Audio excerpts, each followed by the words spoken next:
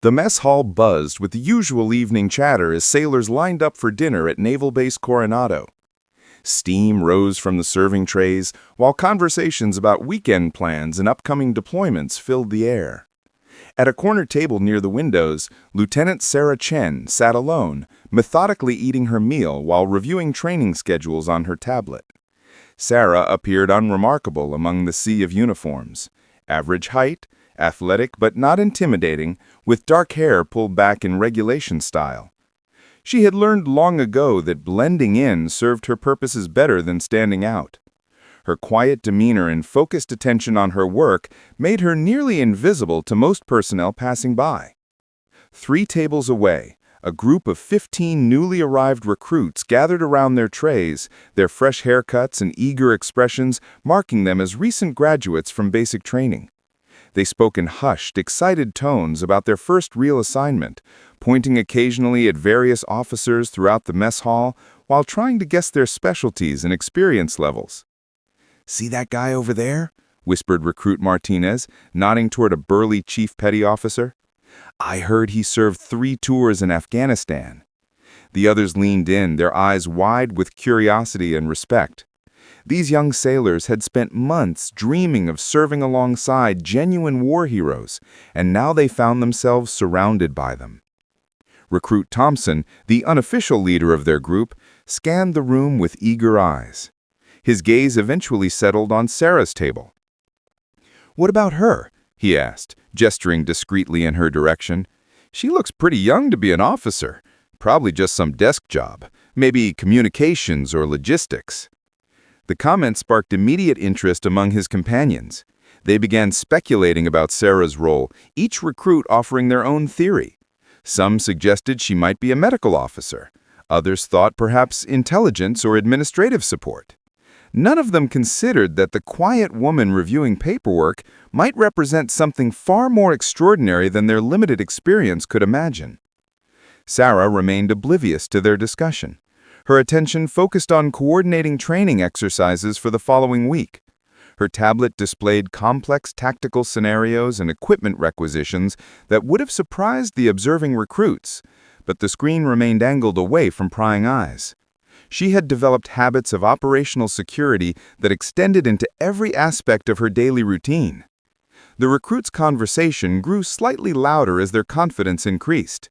They began rating various officers in the mess hall, discussing who looked most likely to have seen real combat and who appeared to be career bureaucrats. Their youth and inexperience showed in their assumptions, but their enthusiasm remained infectious. "I bet most of these officers have never even left the continental United States," declared Recruit Johnson, gesturing broadly at the assembled personnel. "Look at them. They're all clean, comfortable, probably spent their whole careers pushing papers and attending meetings." His comment drew nods of agreement from several companions, though a few looked uncomfortable with such sweeping generalizations about their superiors.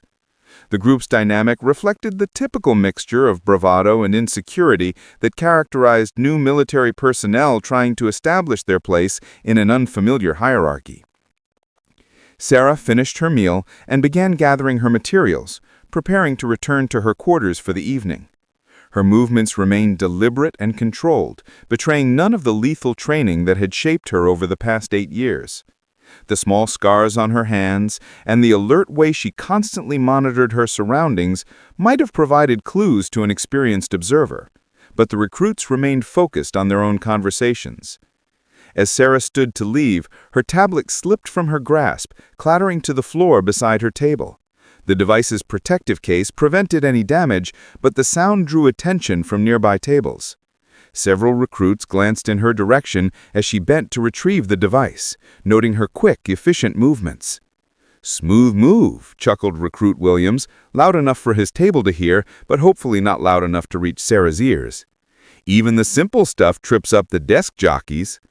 His comment earned nervous laughs from his companions, though some shot warning glances in his direction. Sarah heard the comment but showed no reaction, her expression remaining neutral as she secured her tablet and headed toward the exit. Years of specialized training had taught her to gather intelligence constantly, and she now possessed a clear picture of the group dynamics at the recruits' table. Their attitudes and assumptions would prove useful information in the very near future. The mess hall continued its evening rhythm as Sarah departed, leaving the 15 recruits to finish their meal and continue their speculation about life aboard the base. None of them suspected that their casual observations and careless comments had been noted by someone whose background would soon challenge every assumption they had made about military service and the people who dedicated their lives to protecting their country. The following morning arrived with the sharp blast of reveille echoing across Naval Base Coronado. The 15 recruits stumbled from their bunks, hurrying through their morning routines before assembling in the main courtyard for their first official briefing. Their excitement mixed with nervousness as they formed neat ranks, adjusting uniforms and checking each other's appearance. Chief Petty Officer Rodriguez stood before them, his weathered face and numerous service ribbons commanding immediate respect. Behind him, several officers waited in formation, their purposes unknown to the eager recruits. The morning sun cast long shadows across the concrete as the formal proceedings began. "Gentlemen, welcome to your advanced training rotation," Rodriguez announced, his voice carrying easily across the courtyard. "Over the next 6 weeks, you'll be exposed to various specialties within our naval operations. Today begins your introduction to special warfare tactics and techniques." The recruits exchanged excited glances, their earlier conversations about wanting to meet real warriors suddenly becoming reality. Thompson straightened his shoulders while Martinez whispered a quick prayer of gratitude. This represented exactly the kind of opportunity they had hoped for when enlisting. "Your instructor for this rotation," Rodriguez continued, "is Lieutenant Chen. She will be conducting today's demonstration and assessment." He gestured toward the group of officers behind him, and Sarah stepped forward, her expression professional and focused. Several recruits recognized her immediately from the previous evening's mess hall encounter. Johnson's face flushed red as he remembered his dismissive comments about desk jockeys, while Williams suddenly found the ground intensely interesting. The irony of their situation began dawning on each of them. Sarah surveyed the assembled recruits with cool, analytical eyes. Her gaze lingered briefly on the group from the previous evening, though her expression revealed nothing about her awareness of their earlier conversation. She had spent years perfecting the ability to compartmentalize personal feelings and focus entirely on mission objectives. "This morning we'll begin with a basic combat readiness assessment," Sarah announced, her voice clear and authoritative. "You'll demonstrate hand-to-hand combat techniques, weapons handling, and tactical decision-making under pressure. This evaluation will determine your suitability for advanced special operations training." The recruits' excitement intensified, though several members of the mess hall group felt growing unease. They had spent months in basic training learning fundamental combat skills, but something about Sarah's demeanor suggested they were about to face challenges far beyond their current experience level.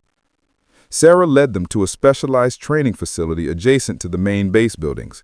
The space contained various obstacle courses, combat simulation areas, and weapons training stations. Everything appeared designed for intensity and realism that exceeded standard naval training protocols.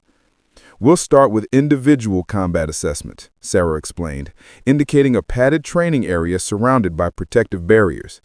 Each recruit will demonstrate their hand-to-hand combat capabilities against a qualified opponent. She paused, allowing the implications to settle. "I'll be serving as your opponent for today's evaluation."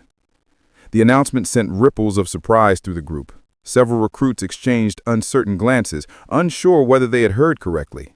The idea of sparring against their instructor, particularly one who appeared smaller and less physically imposing than most of them, seemed unusual for military training protocols. Thompson raised his hand tentatively. "Ma'am, are you sure about the matchup? I mean, no disrespect, but wouldn't it be more appropriate to have us spar against each other?" His question reflected the group's collective confusion about the situation they were facing. Sarah's expression remained unchanged. "Recruit Thompson, are you questioning the training methodology established by Naval Special Warfare Command?" Her tone carried just enough edge to remind everyone present of proper military protocol and chain of command. "No, ma'am, absolutely not," Thompson replied quickly, snapping back to attention. The other recruits straightened their postures, suddenly remembering their place in the military hierarchy. Whatever doubts they harbored about the training arrangement would remain private thoughts. "Excellent," Sarah continued. "We'll proceed alphabetically. Recruit Anderson, you're first." She gestured toward the training mat while the others formed a circle around the designated area. Standard rules apply. Controlled contact, submission, or instructor termination ends the match. Anderson approached the mat with visible confidence. His larger frame and obvious strength training gave him apparent advantages over his smaller opponent. He had wrestled in high school and performed well in basic training combat exercises. The prospect of demonstrating his skills before his peers and superior officers motivated him considerably. Sarah moved to the center of the mat with fluid, economical motions. Her stance appeared relaxed and non-threatening, though experienced fighters would have recognized the deceptive nature of her positioning. Every aspect of her body language suggested complete comfort with the impending confrontation. The two combatants faced each other as Chief Rodriguez signaled the beginning of the match. Anderson immediately moved forward, attempting to use his size advantage to overwhelm his smaller opponent through aggressive pressure and superior reach.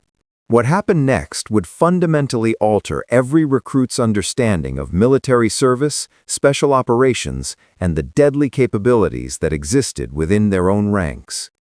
The demonstration they were about to witness would prove that their assumptions about warfare, training, and the people who dedicated their lives to protecting national security had been dangerously naive. Anderson lunged forward with textbook technique, his muscular frame moving with the confidence of someone accustomed to physical dominance. His hands reached for Sarah's shoulders, intending to establish control through superior size and strength. The watching recruits nodded approvingly, recognizing moves they had practiced countless times during basic training. Sarah's response defied every expectation. Instead of retreating or attempting to match Anderson's aggressive approach, she flowed around his attack like water finding its path around an obstacle. Her movement seemed almost effortless, redirecting his momentum while maintaining perfect balance and control. Before Anderson could process what had happened, he found himself airborne. Sarah had used his own forward motion against him, executing a perfect hip throw that sent him tumbling across the mat. The impact knocked the wind from his lungs, leaving him gasping and disoriented, while Sarah stood calmly above him.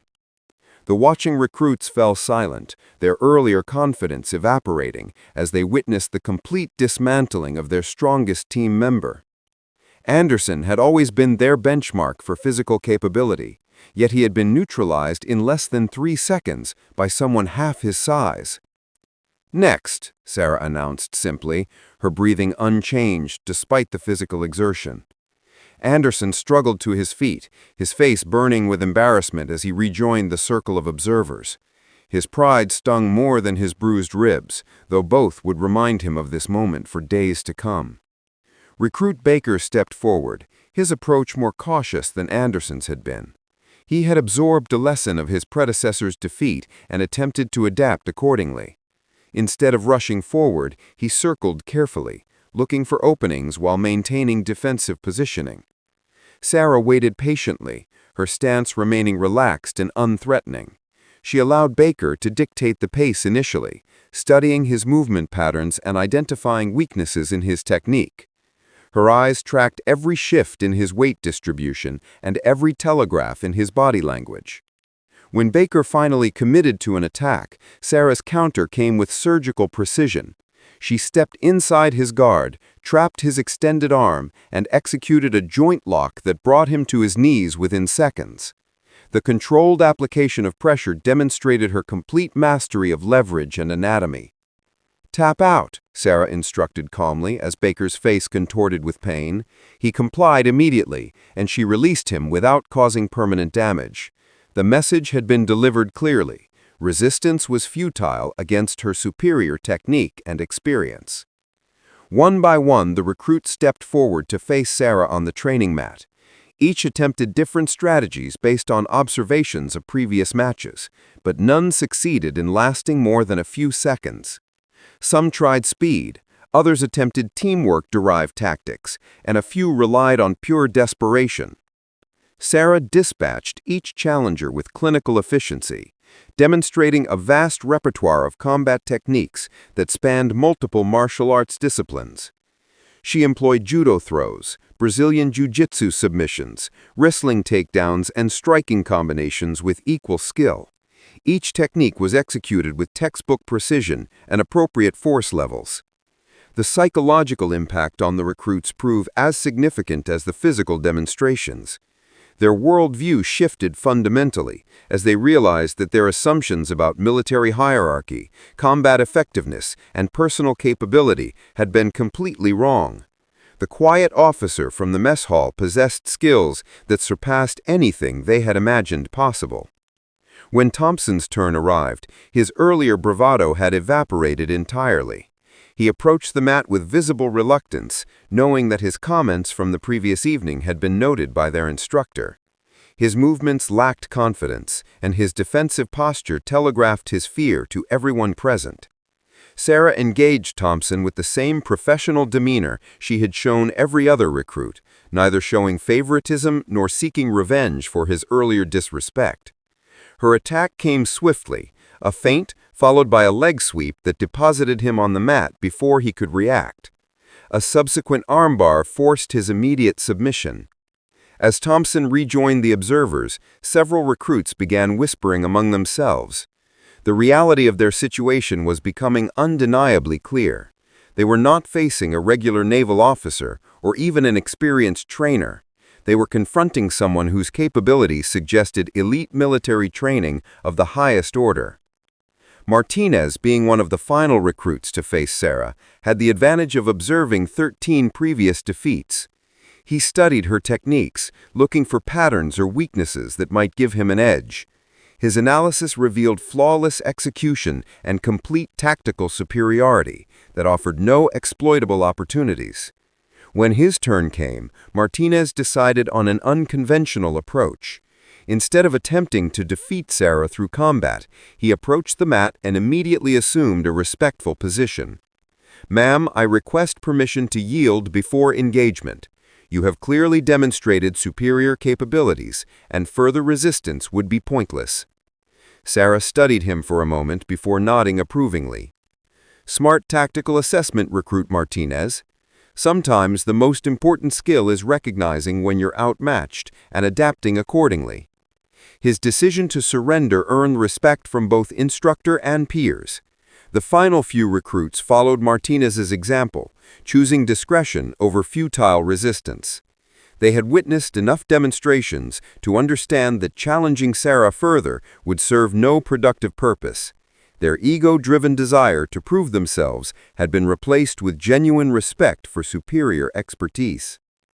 As the combat assessments conclude, the 15 recruits stood in formation, their attitudes completely transformed from the previous day's arrogance and assumptions.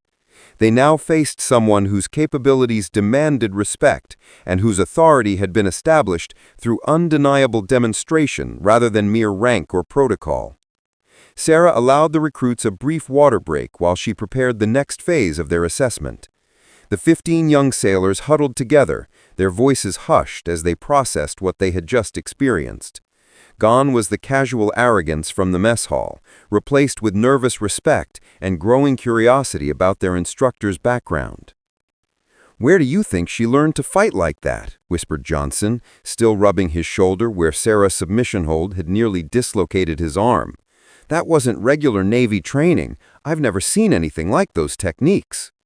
Williams nodded grimly, his earlier comments about desk jockeys now seeming incredibly naive.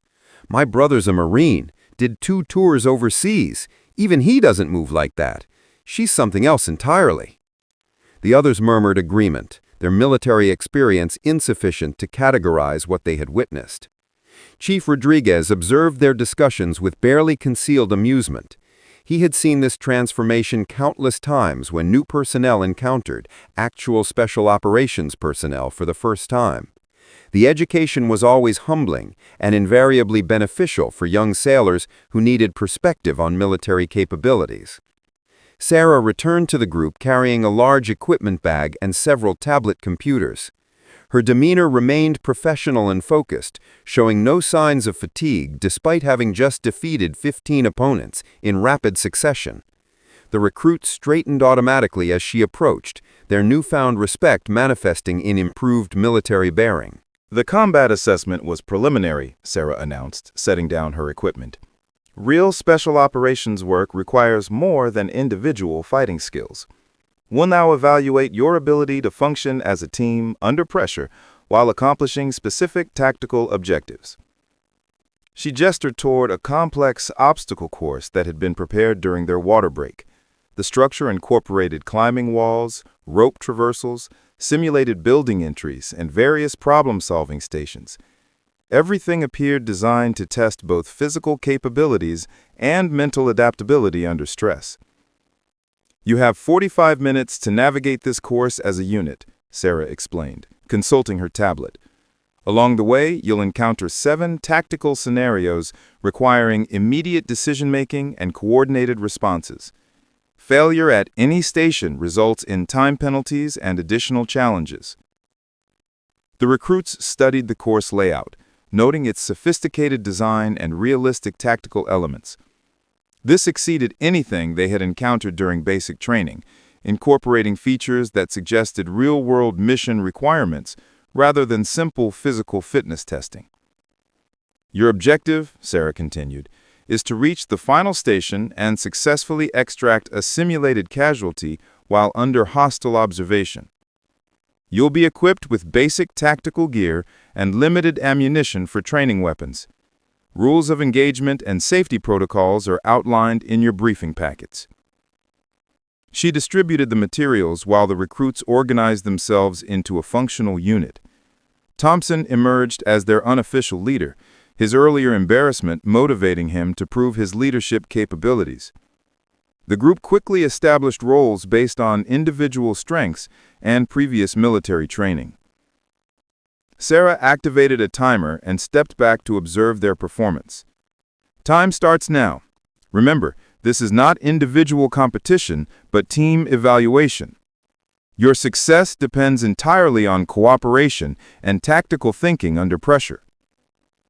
The recruits moved out immediately, their recent combat defeats having taught them to take Sarah's instructions seriously. They approached the first obstacle with careful coordination, establishing security positions while designated team members tackled the physical challenges.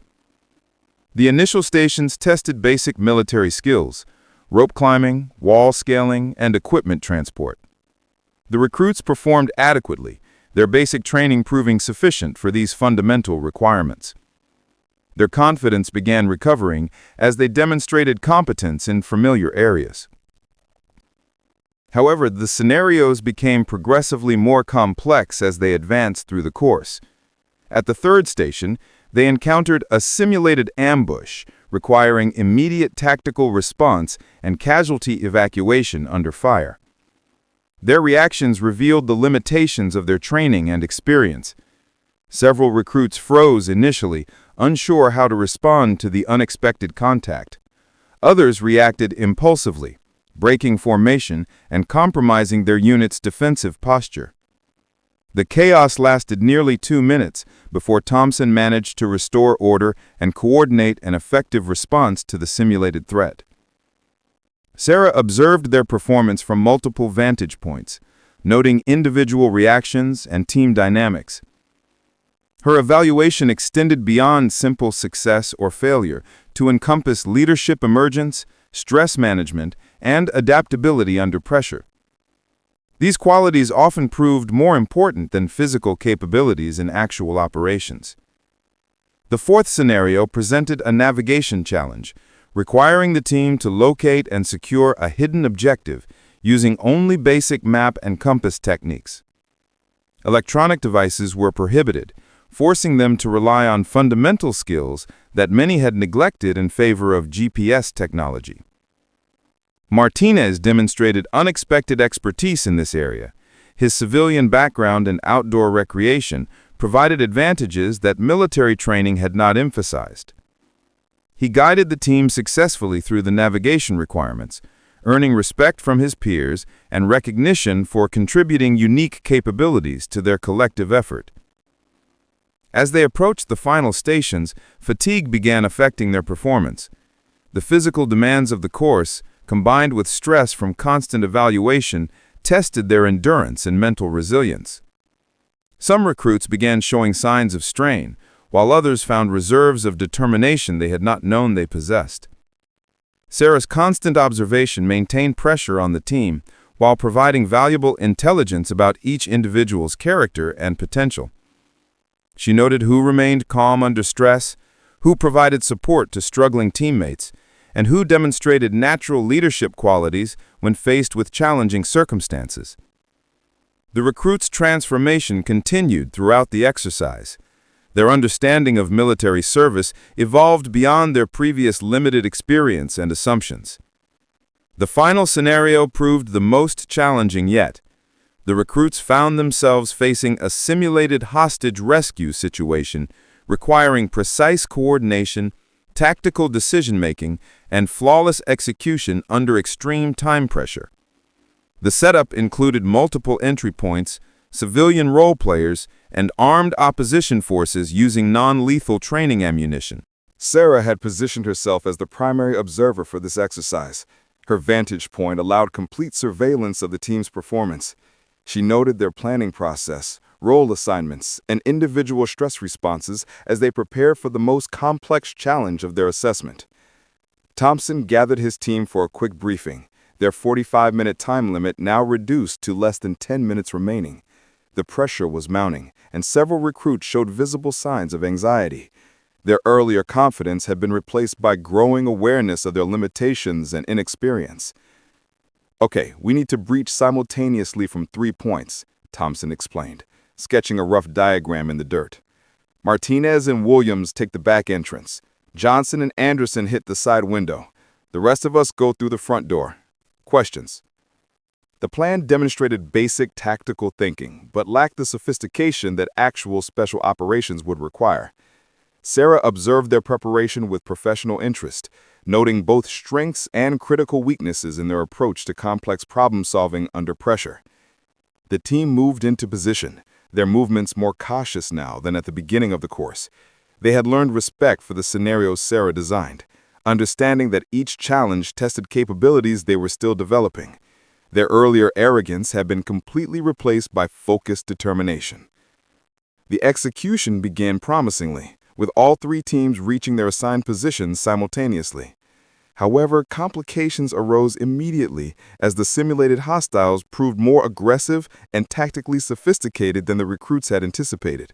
Their simple plan quickly fell apart under unexpected resistance. Anderson's team encountered heavy opposition at the side entrance, forcing them to take cover and reassess their approach. Meanwhile, Martinez and Williams discovered their assigned entry point was blocked, requiring improvised solutions that their limited training had not prepared them to handle effectively.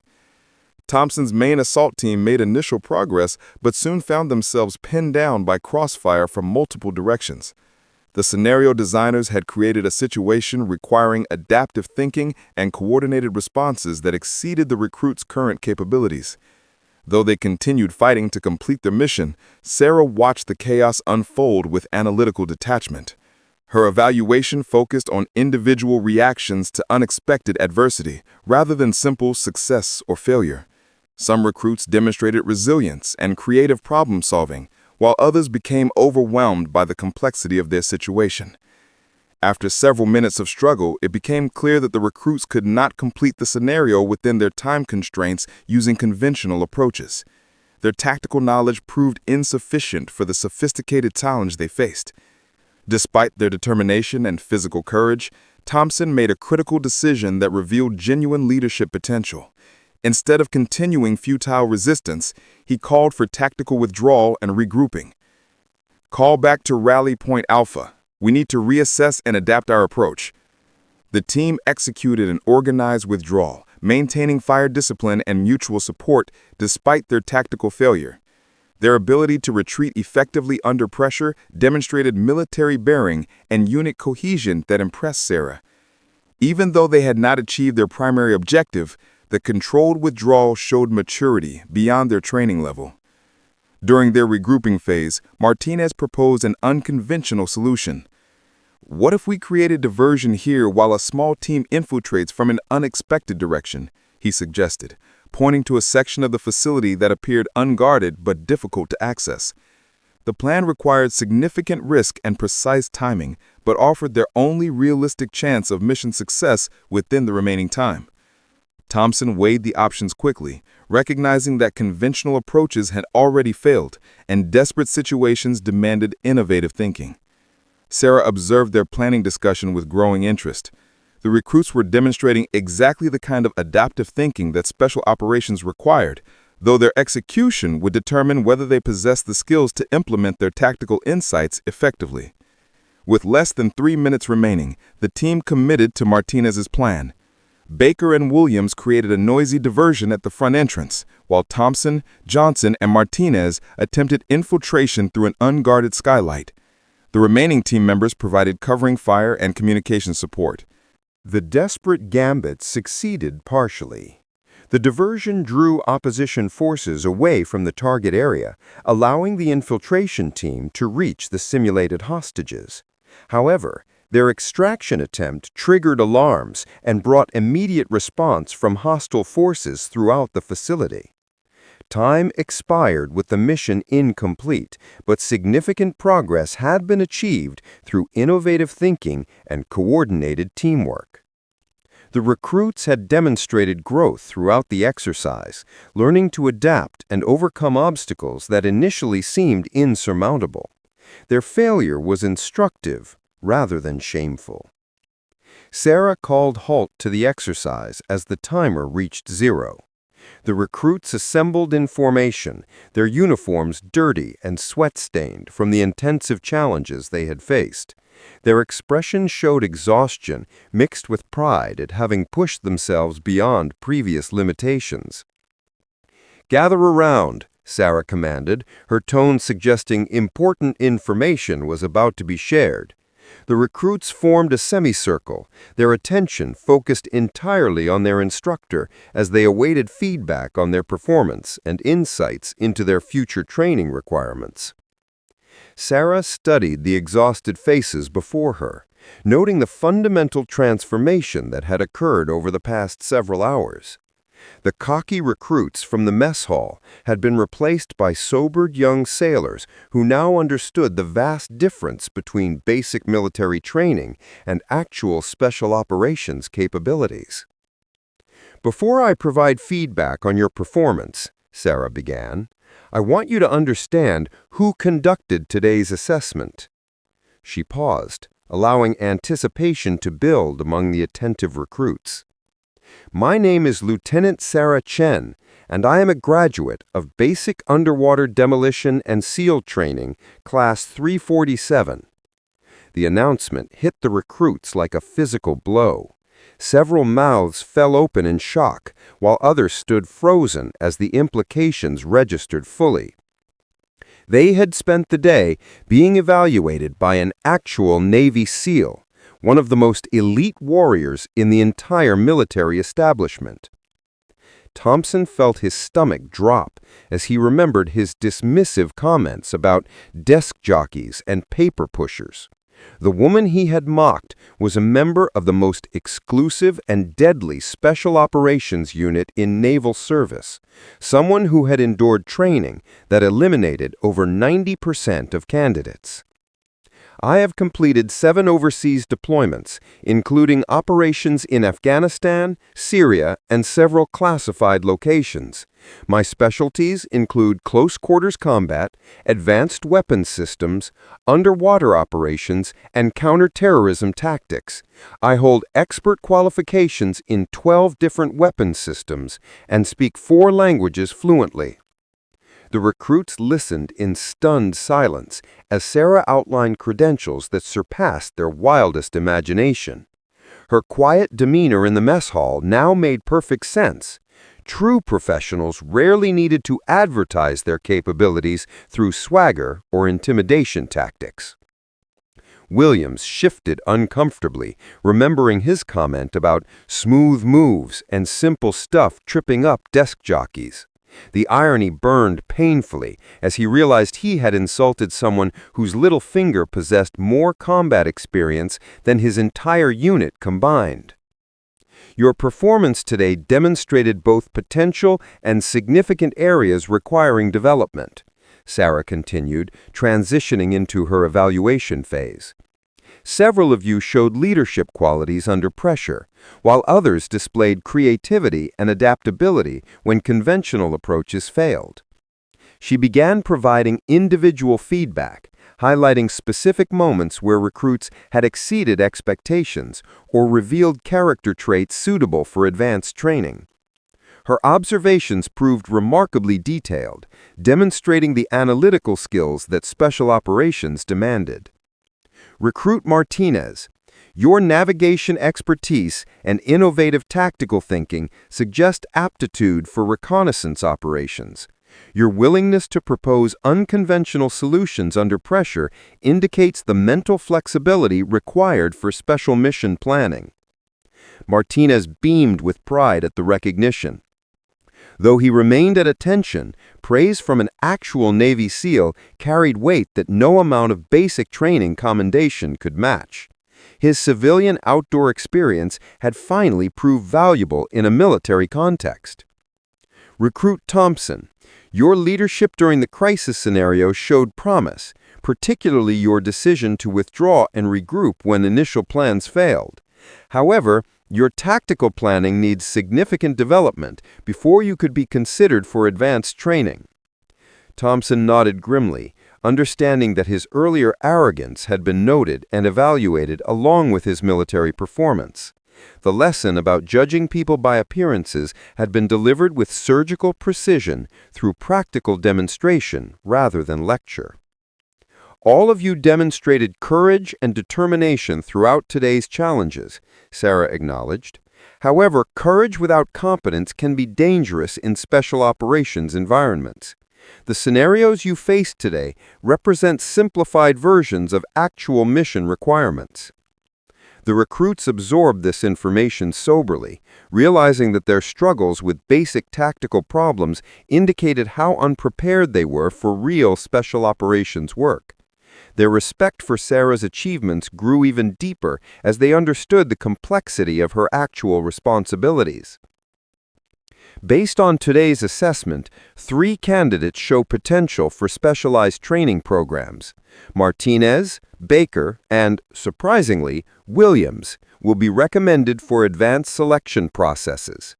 The remaining candidates should focus on developing fundamental skills before considering special operations applications.